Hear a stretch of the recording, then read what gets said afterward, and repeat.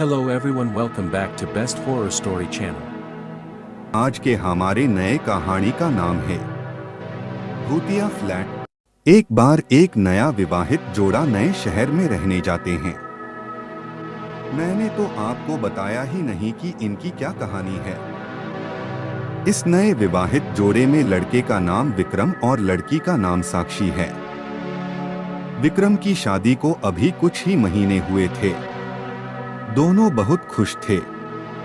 एक दिन विक्रम की कंपनी वालों ने कंपनी के काम के लिए कुछ महीने के लिए विक्रम को दूसरे शहर में पोस्टिंग कर दी।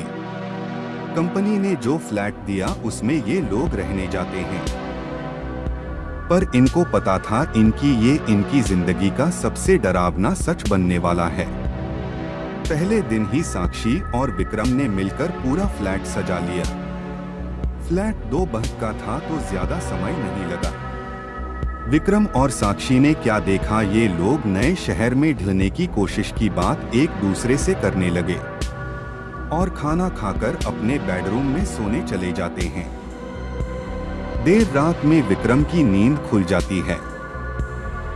वो पानी पीने के लिए उठता है।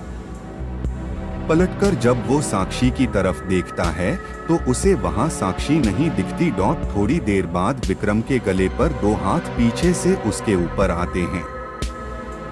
विक्रम चौंक कर देखता है, पीछे साक्षी खड़ी रहती है।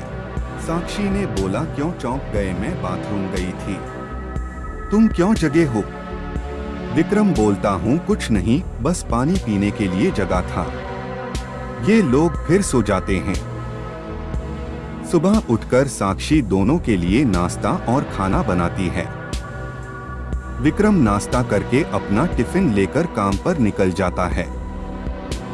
साक्षी अपने फ्लैट में अकेली सोच रही होती है, चलो जो बाकी का काम है उसे ही कर लेती हूँ।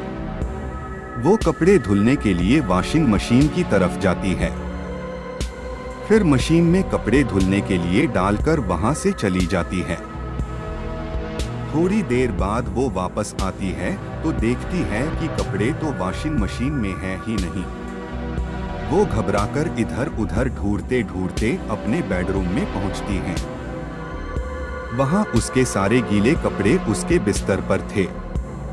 वो ये सब समझ नहीं पाती है। शाम को विक्रम के घर आने के बाद उसे ये सारी बातें बताती है। विक्रम इसे वहम समझकर बात काट देता है।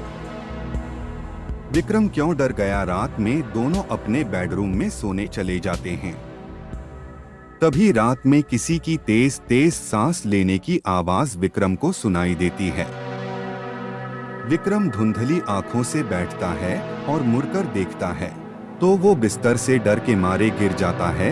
वो देखता कि बिस्तर पर साक्षी के बगल में कोई काला साया सोया है जो एक आदमी की तरह दिख रहा था। विक्रम दौड़कर बाथरूम में जाकर पहले अपनी आंख धोता है। वापस आकर फिर देखता है तो अब वहां कोई नहीं रहता। विक्रम को लगता है कि ये ठीक से न सोने की वजह से भ्रम हो रहा है।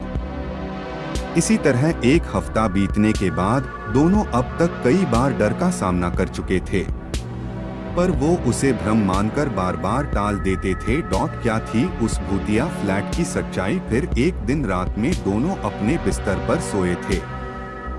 कुछ देर बाद बिस्तर हिलने लगता है।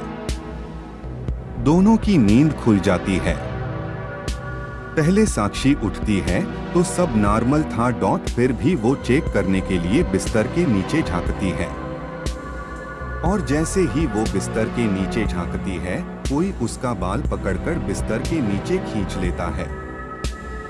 साक्षी चिल्लाती है तो विक्रम जग जाता है और वो बिस्तर के नीचे उतरकर साक्षी को देखता है और देखते ही वो पीछे की तरफ गिर जाता है।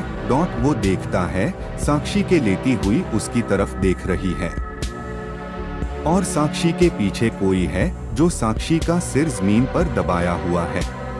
वो फिर भी टॉर्च जलाता है तो वहां कोई नहीं रहता।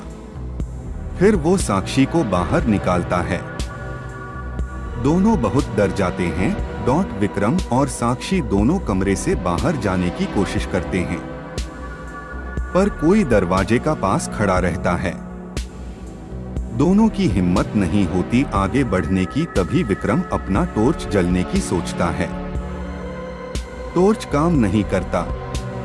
इस दौरान वो देखता है साक्षी उसके बगल नहीं है। वो इधर उधर देखता है तो साक्षी दरवाजे के पास खड़ी होती है और डर के इशारे में कहती है, तुम्हारे पीछे है वो। विक्रम डरते हुए पीछे पलटता है। तभी उसे एक जोर का मुक्का पड़ता है जिससे वो जमीन पर गिर जाता है। उसके बाद उसके ऊपर कमरे के सामानों से हमला होता है। विक्रम को काफी चोट आ जाती है। क्या दोनों में भागने में कामयाब हुए? उधर साक्षी दरवाजा खोलने में कामयाब हो जाती है। वो तुरंत विक्रम को उठाती है और वहां से निकलने लगती है। तभी दोनों को पीछे से एक जोर का धक्का लगता है जिससे वो सीधे फ्लैट के बाहर गिरते हैं। वो तुरंत ही लिफ्ट में चले जाते हैं। और बिल्डिंग के बाहर पहुंचने के बाद देखते हैं कोई साया उनके फ्लैट की खिड़की पर खड़ा है जो थोड़ी देर में गायब हो जाता है और फ्लैट की लाइट भी बंद हो जाती है। विक्रम और साक्षी इस बात को समझ चुके थे ये फ्लैट हॉन्टेड है और वो दोनों दूसरे दिन मैनेजर को भेजवाकर अपना सामान वहां से निकलवा लिया और वो दोनों कहीं और रहने चले गए। पर ये हादसा आज भी उनकी रात की नींद उड़ा देता है।